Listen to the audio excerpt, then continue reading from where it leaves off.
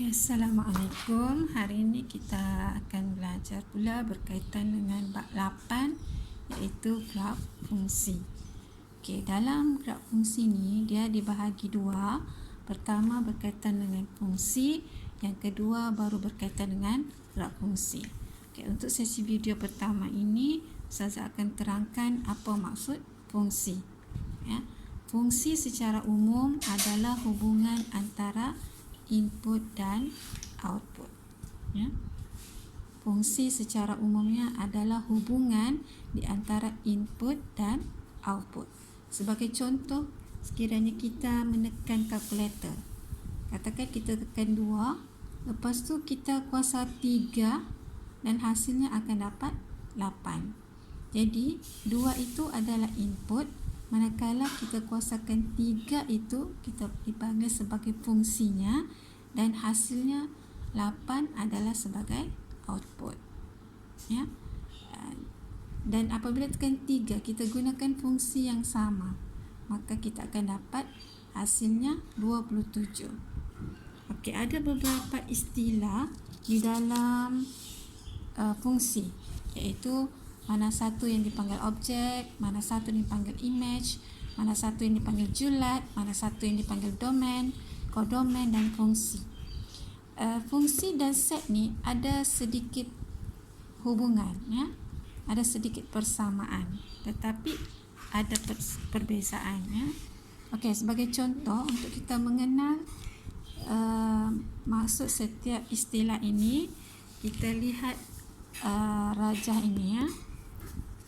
Okey, daripada rajah ini, set A yang ini dia mempunyai unsur-unsur 2, 3, 4 dan 5. Setiap unsur ini dalam fungsi dipanggil sebagai objek. Jadi objek yang ada dalam set A ini adalah 2, 3, 4, 5 dan sampai 5 saja. Manakala image adalah unsur-unsur yang terdapat dalam set seterusnya. Ya, 4, 9 itu adalah image. Image dia mesti ada objek. Macam sini, objek 2 image-nya 4, objek 3 image-nya 9, objek 4 image-nya 16 dan objek 5 image-nya 25. Ya. Jadi julat pula, julat ni adalah semua image yang terdapat di dalam set B. Ya. Okey. Kumpulan set A ini adalah kumpulan objek yang dipanggil sebagai domain. Ya, dalam fungsi kita panggil ini sebagai domain. Jadi domain ni adalah kumpulan bagi objek. Manakala kumpulan image ini dipanggil sebagai kodomain. Dan yang menghubungkan antara dua ini terpanggil sebagai fungsi. Ya, apa yang macam mana boleh dapat hasil ini adalah disebabkan oleh fungsinya. Okey, julat adalah semua image yang mempunyai objek. Jadi sekiranya dalam kodomain itu terdapat unsur yang bukan yang tidak ada objeknya, maka dia tidak termasuk dalam julat. Ya, tetapi dia masuk dalam kodomain. Sebab kodomain adalah kumpulan bagi yang output, kumpulan output.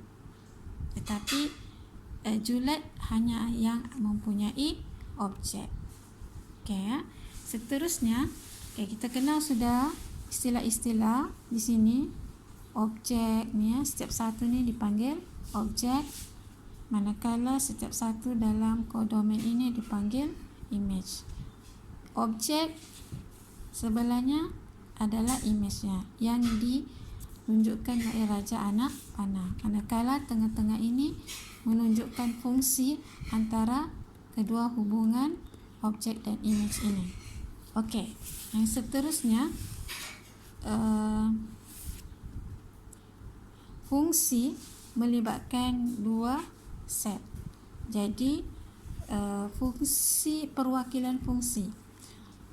Fungsi boleh diwakilkan dalam 5 bentuk, ya, dalam bentuk raja anak panah, pasangan tertib, graf, jadual dan persamaan. Bagaimana perwakilan fungsi dalam raja anak panah? Macam ini yang Ustazah buat ni. Ya, ini kita panggil fungsi dalam bentuk raja anak panah. Okey, ataupun dalam bentuk raja. Okey, perwakilan fungsi dalam bentuk pasangan tertib adalah sebenarnya dalam bentuk set pasang, ya, set yang di dalamnya itu ada bentuk macam koordinat, ya, set dalam kurungan. Pasangan tertib ni maksudnya ini bentuk dia, ya, ini dipanggil perwakilan fungsi dalam bentuk pasangan tertib. Ini bentuknya. Okey, sebagai contoh yang daripada sini, ya, kuasa 2, hubungan fungsinya adalah kuasa 2. Jadi kalau objeknya 2, kita tulis begini dalam kurungan, ya, kita letak tanda fungsi dulu dalam kurungan. Kalau objeknya 2, maka imejnya 4. Okey, koma dalam kurungan lagi. Kalau objeknya 3, maka imejnya 9. Seterusnya, kalau objeknya 4, imejnya 16. Kalau objeknya 5, imejnya 25. Ini yang terdapat dalam fungsi yang berkaitan ini. Okey, dalam bentuk graf, macam biasalah, kita ada paksi X dan Y. Saya belum tulis Y-nya ni. Okey, kalau daripada ini lagi tadi, inilah kita ambil ni, ya. Kalau X-nya 2, maka Y-nya 4. Bawah sikit pada 5. Kalau X-nya 3, 9. Kalau 4, 16. Bawah sikit 15. Kalau 5, 25. Ini perwakilan dalam bentuk graf. Ya, okey, fungsi dalam bentuk perwakilan dalam bentuk jadual, seperti ini. Nanti kita buat ni, ya, sebelum melukis graf.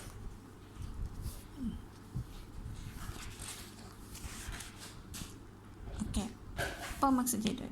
Sebenarnya jadual ini adalah mewakili daripada koordinat juga. Sebagai contoh, dalam ni kumpulan ini kita panggil sebagai set A, kan? Okey, manakala kumpulan ni sebenarnya dia bukan set A.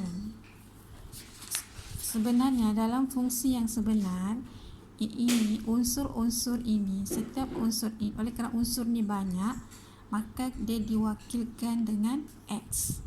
Manakala imejnya pula, ya, diwakilkan Y sebab dia banyak nilai.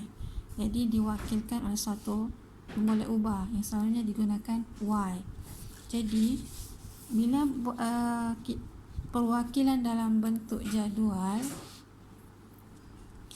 ni bukan ini selalunya X, ya. Kalau X nya 2, maka Y nya 4. Kalau X nya 2, Y nya 4.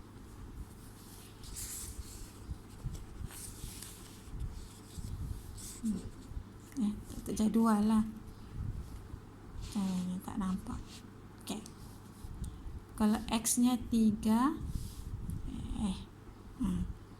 X nya 3, Y nya 9. X nya 4, Y nya 16. X nya 5, Y nya 25. Ini perwakilan dalam bentuk jadual. Bermaksud setiap bentuk tu dia mempunyai hubungan, cuma diperwakilkan dengan pelbagai bentuk. Yang kita belajar ni ada 5 bentuk. Okey, seterusnya persamaan. Persamaan berdasarkan apa fungsinya. Okey, kita hubungkan antara X dengan Y. Jadi oleh kerana image ni dia terhasil daripada objek, maka kita akan tulis Y dahulu sama dengan ni imejnya. Apa sebab imejnya ni terjadi? Okey, disebabkan objeknya itu di kuasa 2. Jadi kita akan melibatkan huruf Y dan huruf X. Okey, Harap semua ni faham bahagian fungsi. Yang seterusnya, jenis hubungan. Ya, jenis hubungan. Tadi kita melibatkan istilah, ya, perwakilan, kemudian perwakilan apa tadi? Perwakilan fungsi yang ada dalam 5 bentuk. Kemudian hubungan. Jenis hubungan. Jenis hubungan ni dia diwakilkan oleh anak panah. Ya, dia mudah untuk kenal, dia diwakilkan oleh raja anak panah. Mudah untuk dikenal lah. Okey, dia ada 4 jenis hubungan. Hubungan satu kepada satu, hubungan banyak kepada satu. Apa maksudnya ni? Hubungan satu kepada satu maksudnya anak panah itu menunjukkan setiap satu objek akan menghasilkan satu image. Satu kepada satu. Satu kepada satu. Satu kepada satu. Okey, itu disebutkan. Jadi ini hubungannya, jenis hubungan ini adalah hubungan satu kepada satu.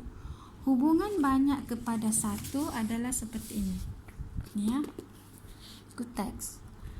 Hubungan banyak kepada satu maknanya lebih daripada satu objek mendapat satu hasil yang sama. Ya, jadi maknanya banyak kepada satu. Hubungan satu kepada banyak maksudnya daripada satu objek dia menghasilkan 2 image, ataupun daripada satu objek menghasilkan lebih daripada satu image. Jadi itu adalah hubungan satu kepada banyak. Manakala hubungan banyak kepada banyak ialah kalau kita lihat anak panah tu ada satu kepada banyak. Dalam masa yang sama ada banyak kepada satu. Okey, jadi itu kita panggil hubungan banyak kepada banyak. Okey, bagi istilah fungsi pula, fungsi hanya melibatkan hubungan satu kepada satu dan banyak kepada satu. Maksudnya fungsi sebenarnya adalah melibatkan penghasilan satu image sahaja. Ya, yang dapat menghasilkan satu image saja itu baru tergolong sebagai fungsi. Sebab itu kalau kita lihat maksud fungsi di sini ialah tadi Ustazah nyatakan secara umum adalah hubungan antara input dengan output.